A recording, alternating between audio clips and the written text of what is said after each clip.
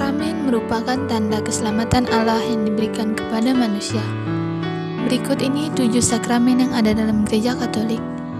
Yang pertama, sakramen pembaptisan. Sakramen baptis merupakan sakramen yang pertama kali kita terima, sebelum sakramen-sakramen yang lain.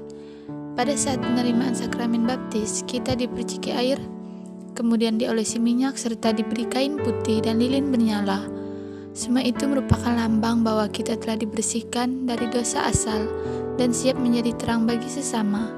Dengan menerima sakramen baptis, kita telah diangkat menjadi anak Allah dan digabungkan dengan gereja yang menjadikan kita anggota tubuh Kristus serta siap diutus untuk berbuat baik kepada semua orang.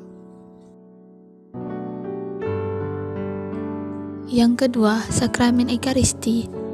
Perayaan syukur atas kasih Allah Bapa lewat pengorbanan Tuhan Yesus Kristus dirayakan setiap kali kita mengikuti misa atau sakramen Ekaristi. Pada perayaan Ekaristi dapat mengingatkan kita pada malam perjamuan terakhir yang diadakan Yesus bersama-sama dengan para muridnya. Pada saat itu Yesus mengambil roti, mengucap syukur lalu memecah-mecahkannya dan kemudian membagikan roti itu kepada para murid sambil berkata, "Ambillah, makanlah, inilah tubuhku." Setelah itu ia mengambil cawan dan kemudian mengucap berkat dan memberikan kepada para muridnya dan berkata, "Minumlah kamu semua dari cawan ini, sebab inilah darahku, darah perjanjian yang ditumpahkan bagi banyak orang untuk pengampunan dosa." Perkataan dan tindakan Yesus menunjukkan bahwa ia rela mengorbankan diri untuk keselamatan dan kehidupan seluruh umat manusia tanpa terkecuali. Yang ketiga, sakramen Krisma. Allah Bapa memperkuat jiwa kita lewat sakramen penguatan atau sakramen Krisma. Hal ini dapat dilihat dalam Kisah Para Rasul pasal 2 ayat 2-13 yang menceritakan bahwa setelah Yesus Kristus naik ke surga, Roh Kudus dicurahkan kepada para rasul. Karena karunia Roh Kudus inilah para rasul menjadi berani berbicara dan bersaksi di tengah banyak orang. Pada waktu dibaptis, kita mendapat anugerah Roh Kudus yang mendampingi kita sebagai anak Allah.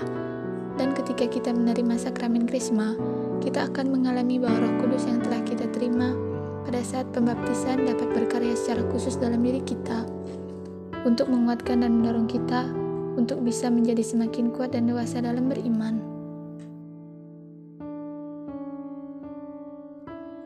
Yang keempat, sakramen pengakuan dosa atau tobat.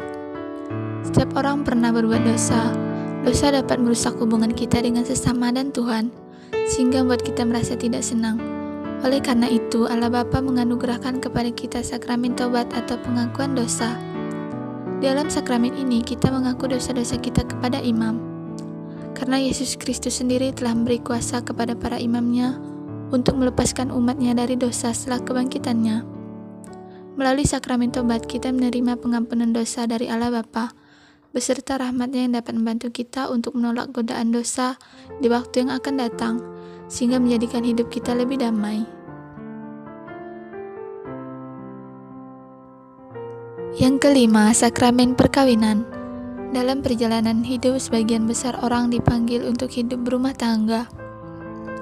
Melalui sakramen perkawinan, Allah Bapa memberikan sakramen secara khusus kepada pasangan yang menikah agar dapat menghadapi berbagai macam masalah yang akan timbul setelah pernikahan, terutama dalam mengasuh dan membesarkan anak-anak untuk dididik menjadi pengikut Kristus yang sejati. Ketika mempelai pria dan wanita menerima sakramen ini, maka Allah hadir di tengah-tengah mereka untuk menjadi saksi dan memberkati melalui perantaran imam atau diakon yang berdiri sebagai saksi dari pihak gereja. Oleh karena itu, dalam Gereja Katolik perkawinan bersifat kudus dan tidak dapat terceraikan. Yang keenam, sakramen tahbisan atau imamat. Pada saat kita ke gereja dan mengikuti perayaan Ekaristi, maka yang persembahkan misa kudus adalah seorang imam.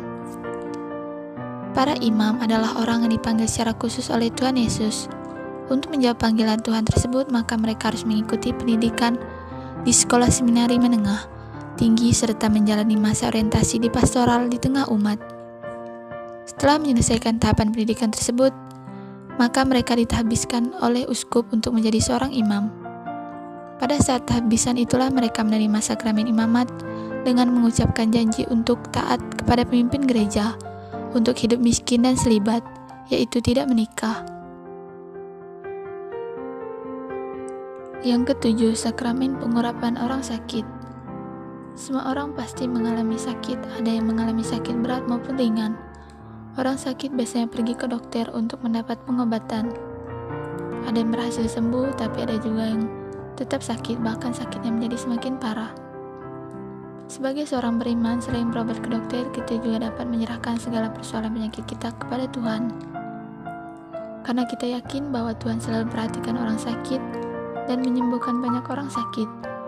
Tuhan Yesus Kristus membuat orang lumpuh menjadi berjalan, orang buta dapat melihat, dan orang kusta menjadi tahir. Saat ini pengganti para rasul adalah para imam. Jika ada saudara atau umat Katolik yang mengalami sakit berat, hendaknya memberitahukan kepada seorang imam. Sakramen pengurapan orang sakit bukan semata-mata untuk menyembuhkan orang dari sakit yang dideritanya, melainkan dengan menerima sakramen tersebut, orang yang sakit akan diberikan kekuatan dan penghiburan supaya sanggup menjalankan penderitaannya seperti saat Yesus menderita di kayu salib. Jadi kesimpulan, sakramen merupakan rahmat terbesar yang disediakan Allah Bapa melalui gerejanya. Oleh karena itu, sebagai umat beriman, sudah seharusnya kita menerima sakramen-sakramen tersebut agar kita dapat memperoleh anugerah keselamatan dan perlindungan dari Tuhan.